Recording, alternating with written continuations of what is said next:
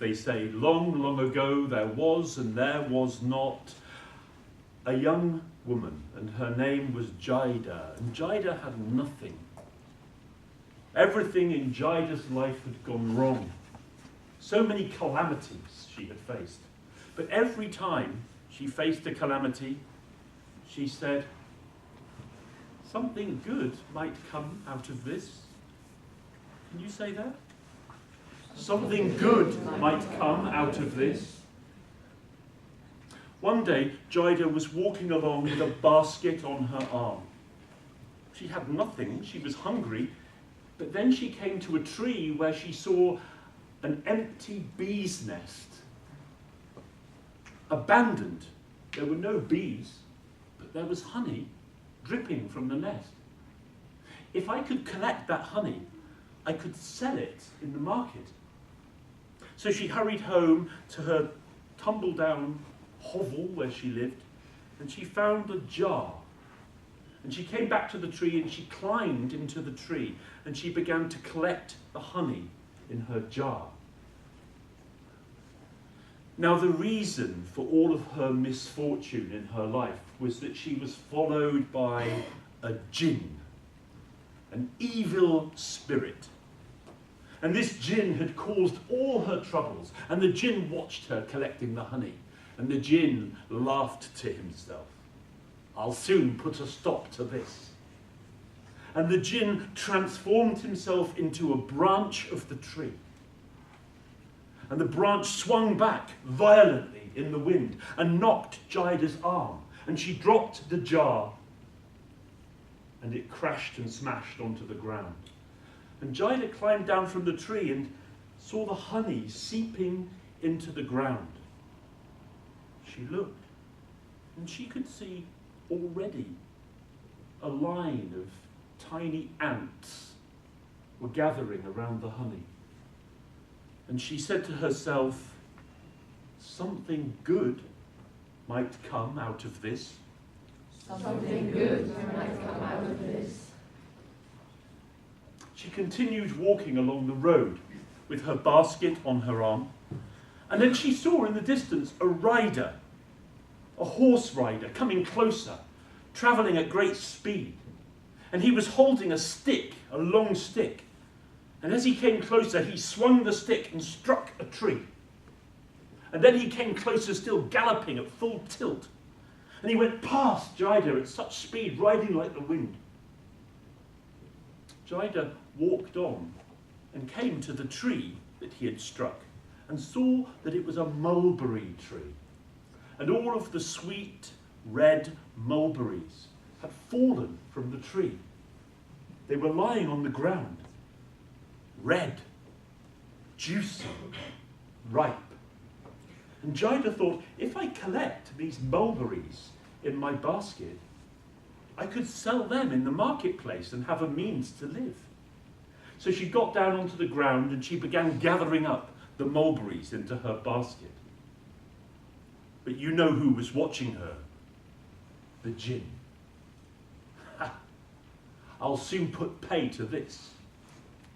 And the jinn transformed himself into a donkey.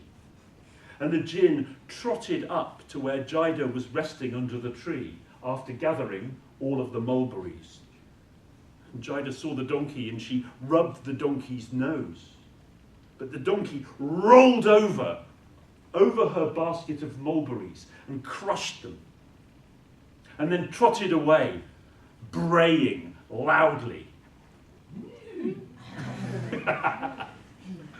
Well, Jayda, she looked at the pulp, the sticky pulp of all of those squashed mulberries, and she said, something good might come out of this.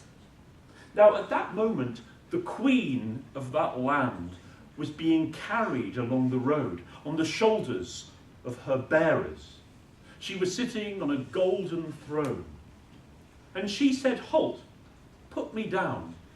And the carriers put her down, and she climbed off the golden throne, and she went up to Jayda and said, I saw what the donkey did. Who are you? Tell me your story. And Jayda told the queen how she wanted to trade, but she was met with unfortunate happenings in her life. You would make a good merchant, said the queen. Ride along with me. And the queen helped her into the throne, and together, side by side, the queen and Jayda were carried into the city. And there the queen helped Jayda to set up as a merchant.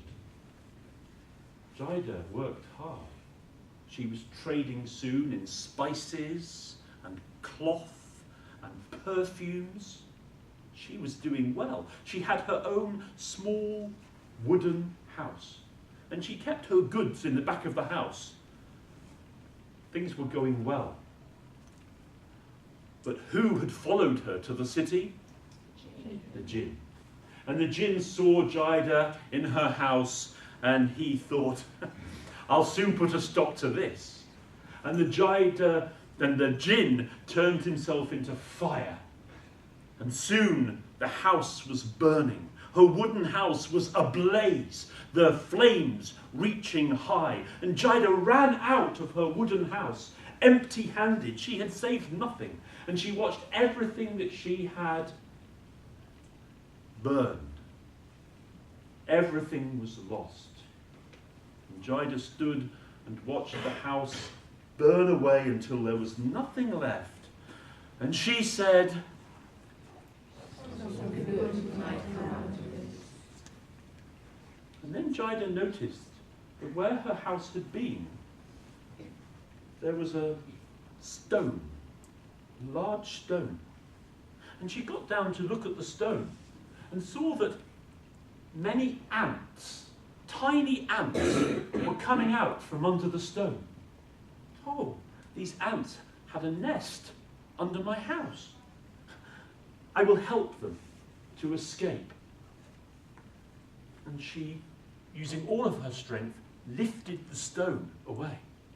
And as she did that, there was a great gushing of water.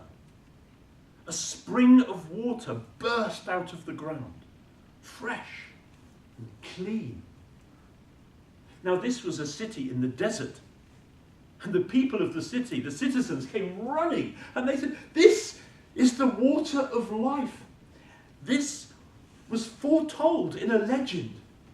It was said that a young woman who had faced many calamities and always risen above with hope would discover the water of life, and now it has happened. The queen came as well, and she proclaimed that Jayda would be the keeper of the water of life.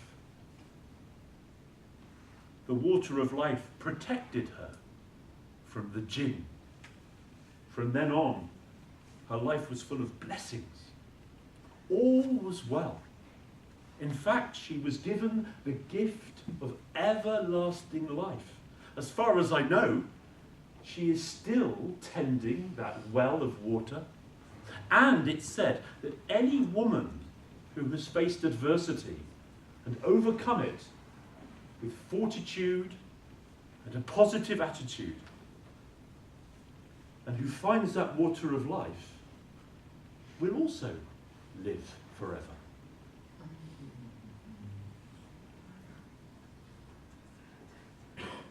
This is a Sufi story. The story of Jayda, the princess of the water of life.